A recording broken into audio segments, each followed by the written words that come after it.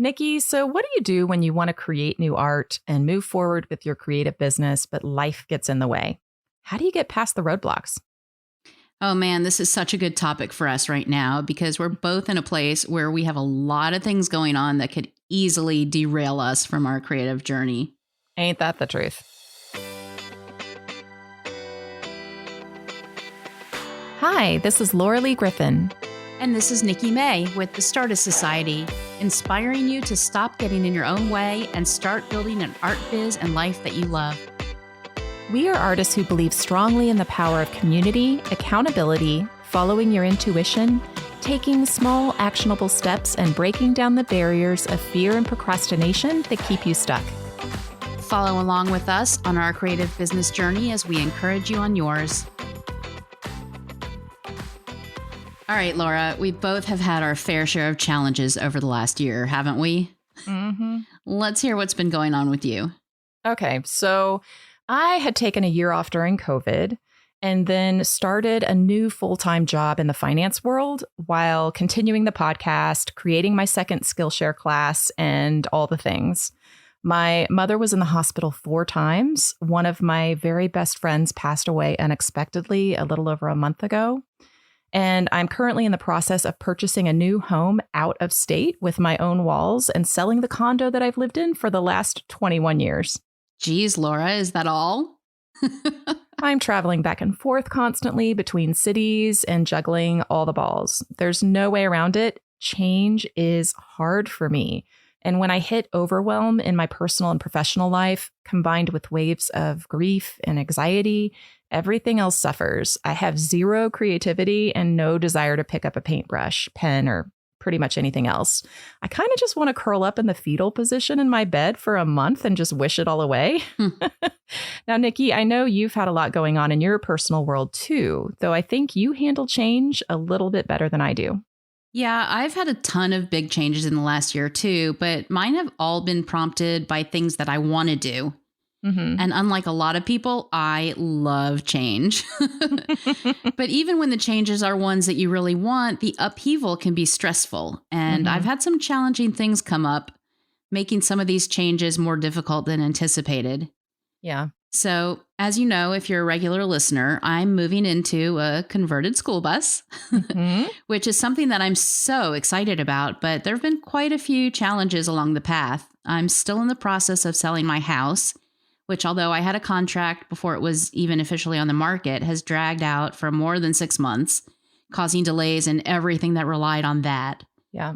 And in trying to work through these challenges and keep up with client design work, my own creative endeavors have had to go on the way back burner. You know, that one that sparks when you try to light it, but never fully lights. Oh, I know the one. So yeah, we've both had a lot going on lately. For sure. So the question is, when these times hit you, how do you deal with life getting in the way? I don't know, Laura. How do you deal with it? Well, first off, I think it helps to understand that you don't have to be Superwoman 100% of the time. You don't? You don't. Oh, wow. That's what I've been doing wrong. You can take the tiara off, maybe, take the cape off. You're the tiara girl. I'm definitely more the cape girl. It's okay to say no to new requests for your time. It's okay to change your mind or rework your existing commitments in a way that will reduce your overwhelm. Yeah, one of the things that really helps is to set boundaries, like for when you're available to people for certain things. Boundaries? What are those? They're something we need to learn how to set and, unlike me, learn how to actually stick to. So I've spoken before about how I tend to be more reactive than proactive, and I'm really working on how to change that right now. So one thing, for example, is to set specific days for client retainer work so that I have other days available for new client work and for my own creative work. Right. Laura, please check back with me in a month or two and see if I've been able to stick to that. Okay, will do. Now, putting my Brené Brown hat on. Does Brené Brown come in a hat form? She does. It's invisible. Awesome. But yes, I have a Brené Brown hat. It's okay to be vulnerable, and it's okay not to have everything figured out, too. But rather than getting completely stopped in overwhelm, we have a few tools that we think might help you get back on track. Okay, let's talk about some of those ideas. All right, we'll start off by saying we're way better about talking about these things than actually implementing them, right, Nikki? Right. And one of the things that we're great at talking about and not as great at handling is time management. Yes. I am so good at making schedules, planning time blocks on my calendar to fit in all the things. But when it comes to actually sticking to that schedule, Well, I have to say we've done this quite well with the podcast this year because we worked really heavily at the beginning of the year, recording new episodes and interviews so that when life did get in the way for us this spring, we were able to keep to our weekly release schedule and be on track because of that wiggle room that we gave ourselves. yeah, let's raise a glass of bourbon and give a toast to past Nikki and Laura for getting ahead. Yeah, working ahead and adding flexibility like that to your calendar can really help when life gets in the way. But sometimes we don't always have that foresight. You can use a project management tool, a to-do list, or planner and focus on only the most important tasks that need to be done. Yeah, if possible, give yourself no more than 3 important things that have to be done in a given day. And really, if you're having a really hard time, just choose one thing you can focus on each day to move your creative business forward. You can break down those tasks into smaller, doable steps and schedule focused time for them with time blocking. Another thing that can help is to only check your email once or twice a day instead of every 10 minutes. Oh, so guilty. And you don't have to respond to everyone right away. I probably waste so much time being distracted by my phone notifications as well, which also ping my Apple Watch. So you can put your devices on Do Not Disturb to help you focus. You can even customize those settings with Apple products so certain important notifications can come through, but others are blocked. I don't even have my ringer on or notifications, and I'm still constantly distracted by email. I've even been thinking about setting up an autoresponder that says, you know, I will respond to emails within 24 hours if it's not an emergency or something like that, so that I can give myself a little time to not necessarily feel like I have to be so reactive.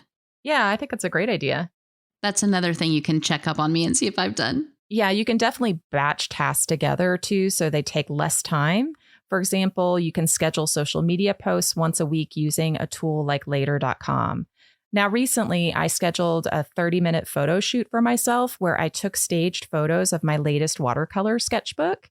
And then I spent probably about 45 minutes editing them and getting them all ready to post. And I scheduled those to be released on Instagram. I haven't actually created any new work since my friend's passing, but I've been able to share newer work with others through this difficult time because I was able to basically share work that already existed. Yeah, I was totally convinced that you had a sudden creative spurt and were making new paintings every day. That's the genius of scheduling tools as well as sketchbooks, which we're going to talk about in another episode. So let's talk about mental health. Don't forget about self-care and making time for that in your schedule. Yeah, you can write morning pages to get the stuff that's cluttering your brain out of your head. And that's from The Artist's Way, which is a book that we'll link to in the show notes. And that can really help you focus on the tasks at hand. Yeah, I've done morning pages off and on throughout my 800 years of my professional life. And it really, when I stick to it, it really does help. I need to get back to that for sure. Yeah. Yeah. And if you're having trouble coming up with new ideas for self-care, you can try our past guest, Jenny Cole's self-care adventure cards, which can give you just one little focused bit of inspiration just by picking a card.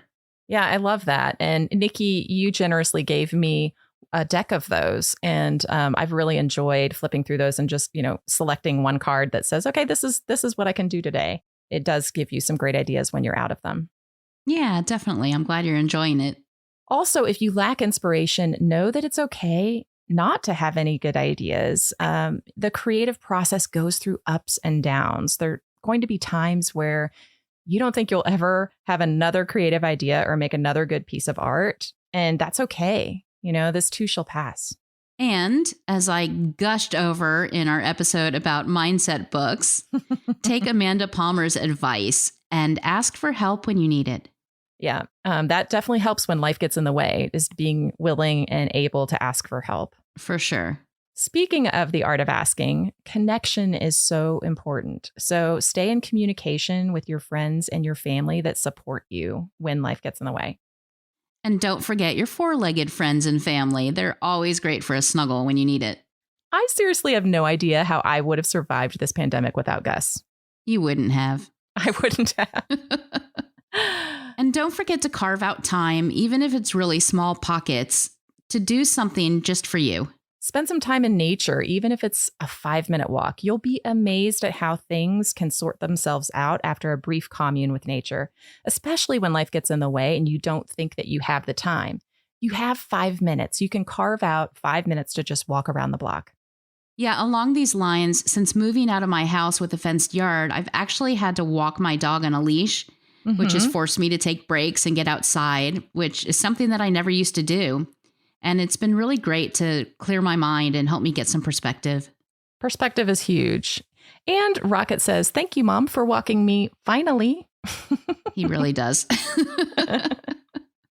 And I'm going to refer back to the Designing Your Life book we talked about in our Mindset book episode about reframing dysfunctional beliefs. I'm going to share a reframe of mine that made me feel a lot better recently, and then challenge you to come up with one of your own, Laura. Okay. So my dysfunctional belief is that I've been so busy with the bus stuff that I haven't had time to do anything creative of my own. And my reframe of that is designing my new bus home has been an incredibly fun and creative project.